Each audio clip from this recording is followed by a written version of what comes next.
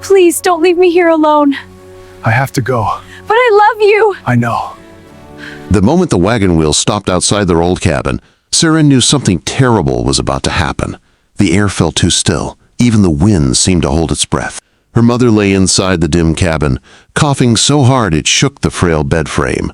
Her little brother Tom stood by the window, watching Sarah with wide, frightened eyes.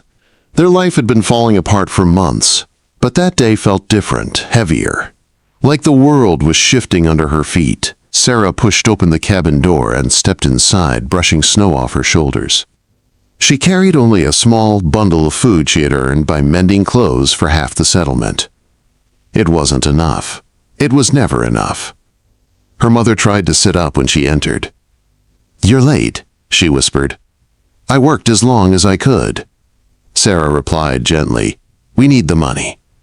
Her mother smiled sadly, a smile that made Sarah's chest ache. Before she could ask why she looked so troubled, a sound echoed outside. The slow, steady roll of a wagon, climbing the rocky trail toward their home. Tom rushed in Sarah. "Someone's coming." Visitors never came this deep into the Montana mountains, not unless something was wrong. Sarah walked outside, her hands trembling. A large wagon pulled by 2 strong horses stopped in their clearing. An older woman stepped down, wrapped in a fine coat and a confident air that didn't belong anywhere near poverty. Sarah knew her. Martha Brennan. A woman from one of the richest ranching families in the entire region. A woman Sarah's father used to guide through mountain passes before he died. "Hello, Sarah," Martha said softly. "It has been a long time." Sarah's heart raced. "Why are you here?" Martha didn't answer. Instead, she glanced at the cabin with a look Sarah couldn't read. "May I come inside?" "I need to speak with your mother." Inside, her mother struggled to sit up straighter when Martha entered. There was guilt in her eyes. That scared Sarah more than anything. "Martha," her mother whispered, "thank you for coming." Sarah froze. "You knew she was coming?" she asked sharply. Her mother could only nod. Martha stepped forward. "Your mother wrote to me 3 weeks ago. She told me everything, her sickness, your struggles, the debt at the trading post." Sarah's jaw tightened. "We don't need charity. This isn't charity," Martha replied calmly. "It's an arrangement. One your mother has already agreed to." Quote.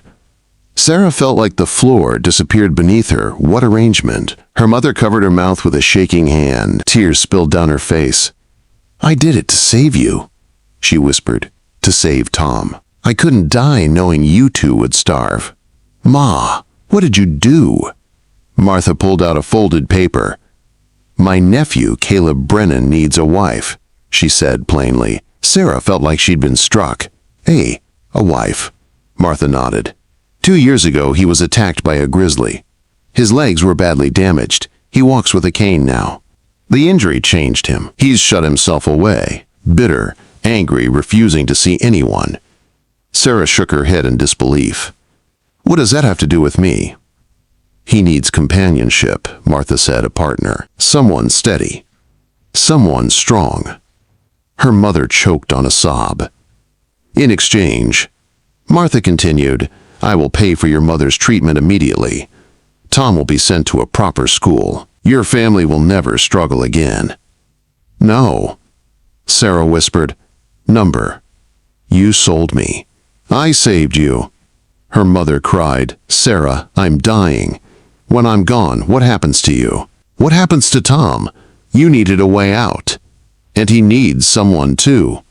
Sarah turned away, tears burning. She felt trapped in a life she never chose. Martha spoke quietly. "You leave for the Brennan Ranch in 1 week. The wedding will take place there. Caleb has agreed." Sarah's voice cracked. "What if I refuse?" Martha met her eyes. "Then your mother dies without medicine. Tom grows up in poverty. And winter will take everything from you." It was the truth. A cruel truth. That night, Sarah lay awake in the loft, staring at the wooden beams above her. Tom climbed up and curled beside her. "Are you really going to leave us?" he whispered. "I don't want to," she said softly, "but I have to. For you." For Ma, Tom clung to her, and she held him tight, wishing she could be as strong as he needed her to be. 7 days later, the wagon returned. Sarah hugged her mother and Tom one last time. She didn't cry in front of them. She waited until she climbed into the wagon and watched the only home she ever knew fade behind the trees. Hours into the long journey through the mountains, Martha's sharp eyes studied her. "You're frightened." Martha said, "I'm going to marry a man I've never met." Sarah whispered, "A man who doesn't want me. A man angry at the world. He was a good man once," Martha said before the accident, before he lost everything. The sun dipped low as they climbed higher, deeper into the wilderness. When the Brennan Ranch finally came into view, a massive log home nestled against towering peaks, Sarah's heart pounded. This would be her new life. This would be her new husband. A stranger. A broken man. A mountain legend destroyed by a bear. And she did not know yet that what he did next would shock everyone. Snowflakes drifted across the high valley as the wagon rolled to a stop in front of the Brennan Ranch. Sarah stepped down slowly, her legs stiff from the long ride. The house before her was huge, built from thick logs, strong and silent against the wind. Smoke curled from the chimney, and mountains rose sharply behind it like giants keeping watch. Everything felt too big, too cold, too far from the world she knew. Martha placed a steadying hand on her shoulder. "Come inside, dear. Rest first. Tomorrow you'll meet Caleb." Sarah nodded, but fear pressed against her ribs. Inside, warm firelight filled the main room. Animal skins hung on the walls, clean and heavy. Maps marked the far side of the room. This wasn't a home. It felt like the living place of someone who used to fight mountains and win, someone who now hid from them. Martha showed her a room upstairs. The bed was soft, the quilt thick, the window overlooking a valley that looked endless. It should have felt safe. It didn't. "You'll meet him when the time is right," Martha said gently. "Sleep now." But Sarah didn't sleep. Not for hours. Not until exhaustion forced her eyes closed. The next morning, she stood in the quiet kitchen, trying to steady her hands, while Hannah, the ranch cook, set dough on a table and gave her a quick smile. "Don't fret, child. He ain't as frightening as he makes himself." Sarah wasn't sure she believed that, because when she finally met him, everything inside her went still. She heard the sound first. A slow, uneven thump against the wooden floor. A cane. Her heart jumped as a tall man stepped into the doorway of the dining room. Broad shoulders, dark hair brushing his collar. A face cut with sharp lines. Handsome once, but now shadowed by pain. And eyes. Gray eyes like winter storms. He didn't look at her as a man looks at a bride. He looked at her like someone braced for disappointment. "You must be Sarah," he said, his voice deep, rough. Sarah forced herself to lift her chin. "And you must be Caleb." Quote, he shifted on his weak leg, jaw tight. "So we're getting married tomorrow," he said matter-of-factly. "Yes," she whispered, wishing her hands would stop shaking. "Tell me something." He asked, "Did you choose this?" She felt anger spark inside her. "Did you?" She shot back. Caleb blinked, surprised. "No," he admitted, "but I'm a crippled man who can't chase a wife even if I wanted one. My options are limited." Sarah's throat tightened. "My excuse is that my mother is dying. My brother is 11, and we had no money left. I didn't choose this life either, but I'm here." Caleb studied her for a long moment. Something softened. "Just a flicker. At least you're honest," he said quietly. He turned to leave, leaning heavily on his cane. But Sarah called after him without thinking. "They say you were a mountain man." "A real one," he froze. "I was," he said without turning. What happened? Silence hung between them, so heavy it felt like snow in the lungs. "The bear," he said at last. "The bear took my legs, but I lost the rest on my own." He walked away, his cane tapping softly. That night she couldn't stop hearing those words. The next morning, With only a handful of ranch hands present, the preacher spoke the vows. Sarah's voice trembled. Caleb's was flat and distant. When the preacher said, "You may kiss the bride," Caleb didn't even try. He simply nodded stiffly and limped back to his study, leaving her standing alone. It was not a wedding. It was a contract. The next days were quiet, lonely. Sarah took meals alone. Caleb didn't come near her except in passing, and when he did, his jaw was locked tight with anger or pain. It was hard to tell which. Everyone at the ranch was polite, but kept their distance. They whispered about her when they thought she couldn't hear. She married him out of desperation. Poor girl, she's stuck with a man who can barely walk. Each word stung. One morning, frustration finally boiled over. Sarah walked to Caleb's study and knocked hard. "Enter," he said. She stepped inside. "We need to talk," she said firmly. Caleb lowered his paperwork. "About what?" "About how we're going to live." Sarah said, "I don't want a marriage made of silence. We may not love each other. We may not even like each other yet. But we're married. We share a home. We need to at least talk." Caleb tapped his cane lightly against the floor, his eyes unreadable.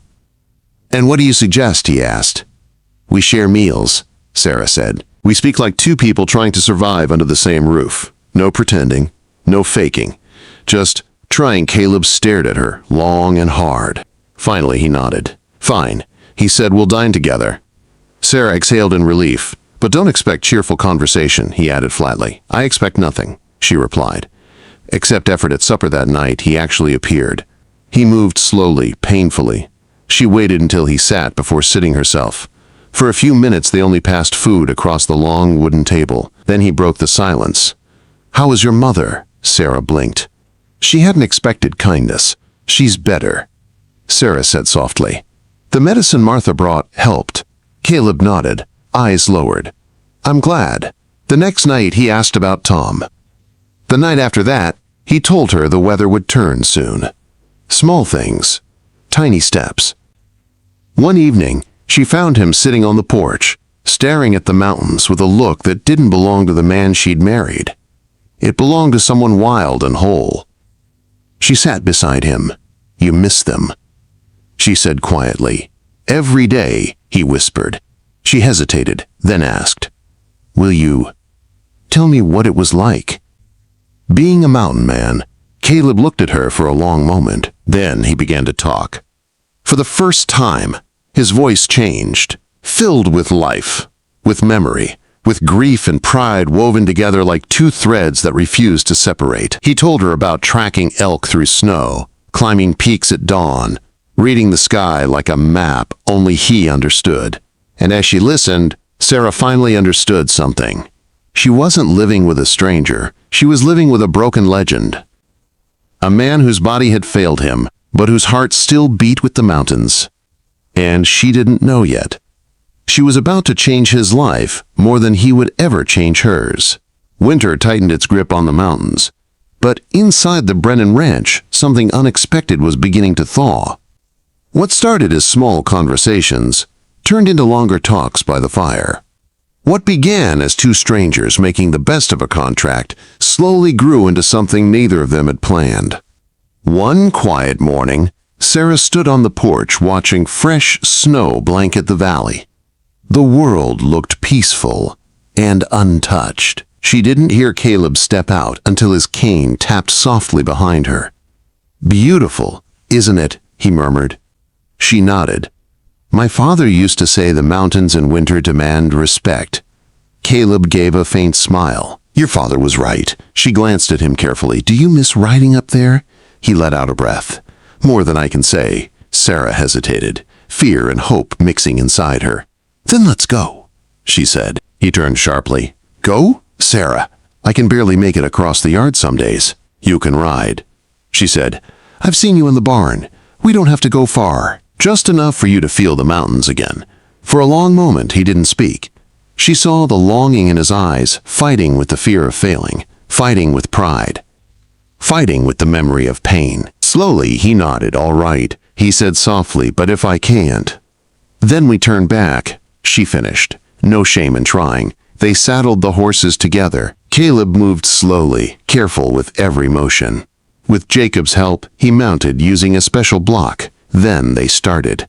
The first few minutes were tense. Caleb held the reins too tight, his shoulders stiff. But as the horses moved through the trees and the cold air hit their faces, something in him began to loosen. He looked around with the eyes of a man seeing home after years in darkness. "Look there," he said suddenly. Fresh coyote tracks. A spark lit in him. His voice gained strength. He pointed out winter changes in the snow, how the wind bent the branches, how animal trails cut through the forest. He taught Sarah how to read signs she never noticed before. "You still know every inch of these mountains," she said. He swallowed hard. "I thought I lost this part of me." "You didn't," she said gently. "You just needed someone to bring you back." They reached a small ridge overlooking the valley. Caleb stopped his horse. His breath caught this, he whispered. "This is where I used to come when life felt heavy." Sarah watched him quietly. Snow sparkled on the peaks. The wind hummed through the trees, and for the first time since she'd met him, Caleb looked alive. "Thank you," he said, his voice thick. "You have no idea how much this means." Sarah smiled softly. "We can come again." "Whenever you like." They rode back slowly, both changed in ways they didn't speak aloud. That ride became the first of many. Over weeks, something gentle grew between them.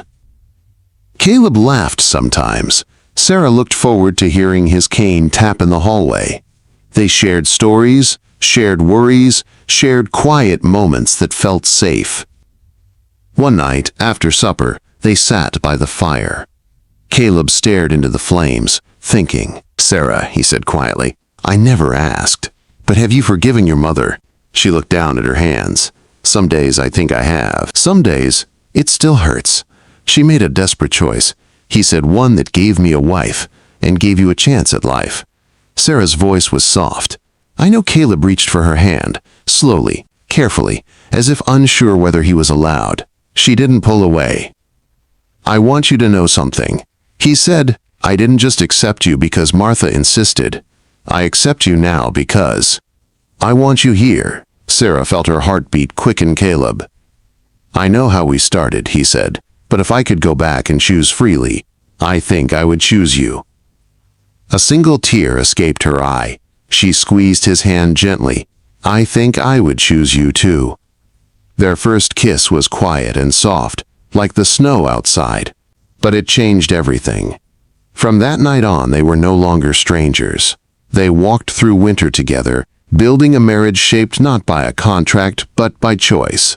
Months later, spring melted the snow and brought life back to the valley. Sarah's mother and Tom came to visit. Caleb welcomed them warmly, guiding Tom around the ranch and answering his endless questions. One evening, Sarah sat with her mother on the porch. "Are you happy, Sarah?" her mother whispered. Sarah looked out at the mountains, the ranch, and Caleb standing with Tom near the barn. "Yes," she said softly, "I really am."